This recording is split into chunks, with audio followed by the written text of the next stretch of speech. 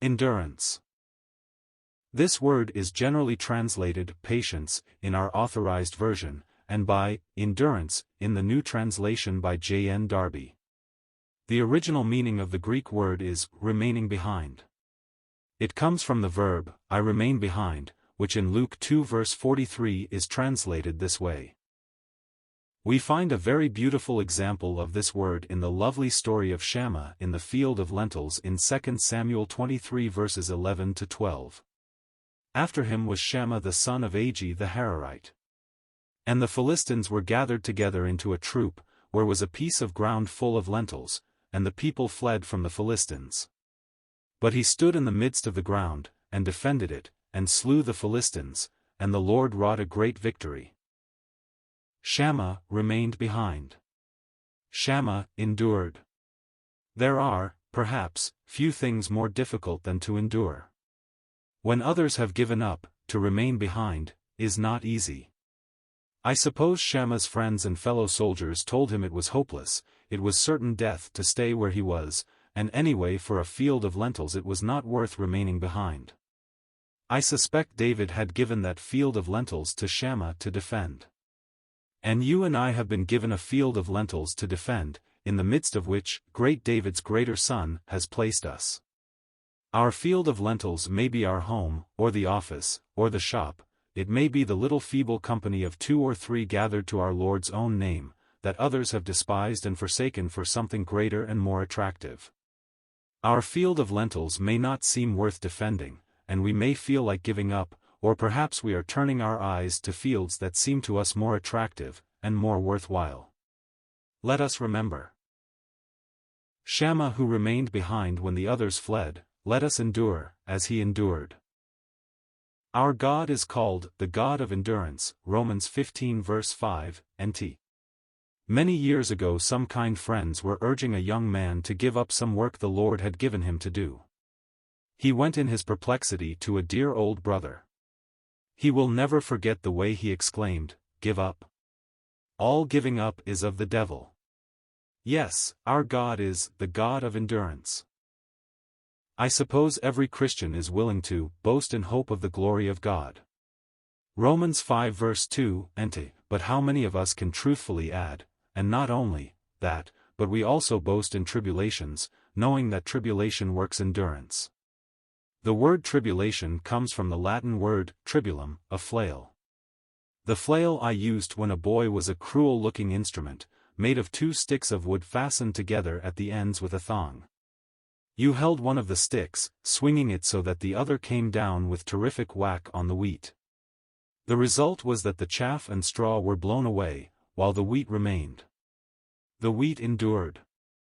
The flail brought tribulation to it, right enough, but by that tribulation the wheat obtained endurance. It may be you have been having some pretty heavy blows with the flail. You may feel that you have been having more than your share of tribulation. May the God of endurance give you to boast in tribulation also, knowing that tribulation works endurance. You will have noticed the way James opens his epistle. Immediately after the greeting he plunges straight into his subject. Count it all joy, my brethren, when ye fall into various temptations, parasmos, an experiment, a trial, a testing, a temptation. We are put into the crucible, like the chemists do the substances they are testing. Count it all joy when ye fall into various temptations, knowing that the proving of your faith works endurance. Ellicott says, in the noble word hupomone there always appears in the New Testament a background of Andrea, manliness.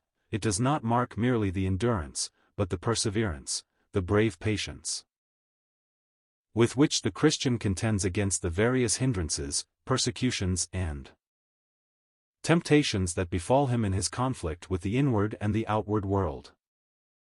Yes, endurance is so precious, and of such inestimable value, that we may count it all joy when we fall in these trials, because we know they work endurance. But let endurance have its perfect work, that ye may be perfect and complete, lacking in nothing. James 1 verses 2 to 3.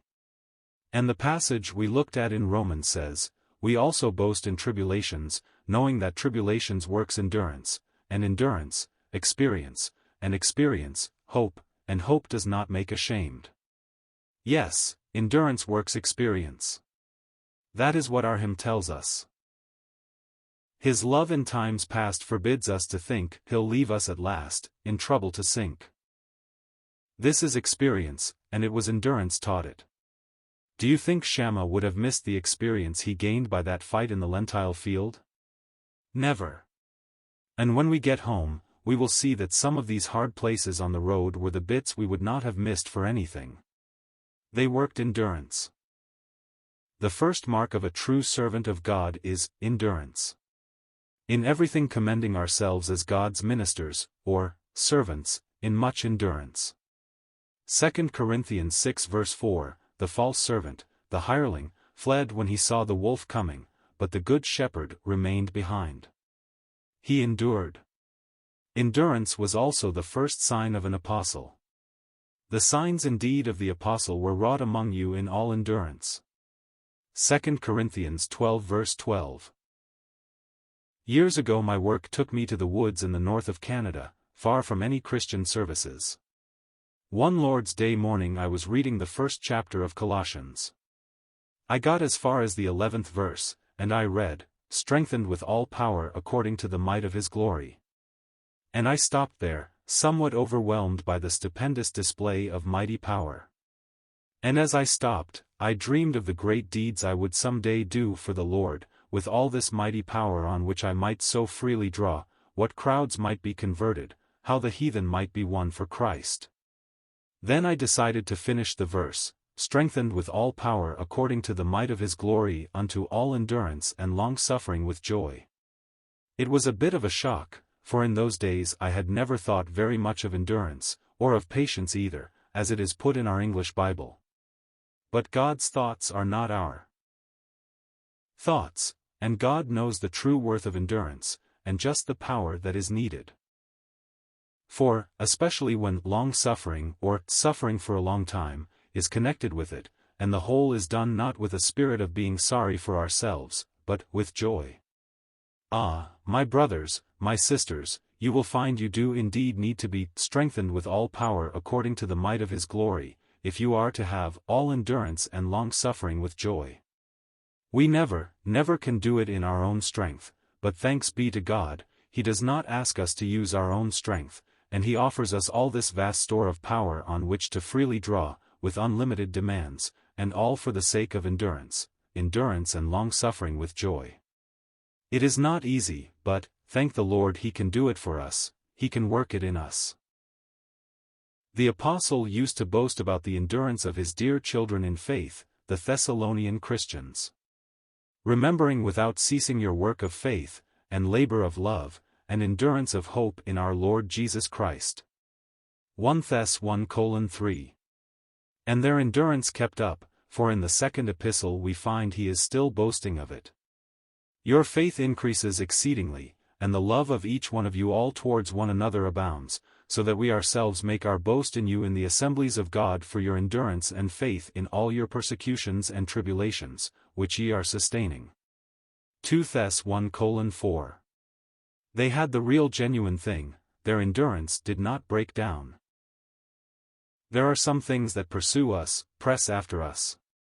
This word dioko, pursue, or press after, is an intensely interesting word, but we may not stop to pursue it now. The things that press after us are very often troubles, not always, for goodness and mercy are amongst the things that very earnestly press after us, as well as other good things, but we are to press after quite a lot of things. You find a list of some of them in 1 Timothy 6 verses 11 to 12, and amongst these you will find endurance. These days are apt to be soft days, and we do not like to endure hardness if we can help it, but remember it is not wealth, nor ease, nor comfort, nor learning, we are to press after, but endurance, as well as other blessed graces we may not mention now. The apostle could say to Timothy, his son in the faith, "Thou hast been thoroughly acquainted with my endurance." 2 Timothy 3 verse 10, yes, Timothy knew how Paul had remained behind when John Mark gave up and deserted him, he knew how Paul had endured when Peter gave up the truth at Antioch, and all the others with him, so that even Barnabas was carried away, but Paul remained behind in the true faith. And in 2 Timothy 4:16 the old apostle, Paul the aged, tells his child in the faith how all deserted me. But Paul endured, he remained behind, and faced Nero alone, and I was delivered out of the lion's mouth. Few there are indeed who have endured like Paul, and few were acquainted with his endurance like Timothy. Paul tells Titus that the elder men were to have endurance, though this would indeed include patience, see Titus 2 verse 2, antinote. It may be that as we get older we learn to value this quality more. The urge and impetuosity of youth has passed away, perhaps. But, thank the Lord, endurance is one quality we old folks who are not good for much may, and should, have. Keep on in the race, dear old friend, the goal is almost in sight. Press toward the mark. Endure. And Hebrews 10 verse 36 tells us we have need of endurance in order that, having done the will of God, we may receive the promise. We can see the streaks in the sky. The bright and morning star will soon appear, and make good all the promises. But now, in the darkest part of the night, just before the dawn, ye have need of endurance. And those who have endured, we call happy.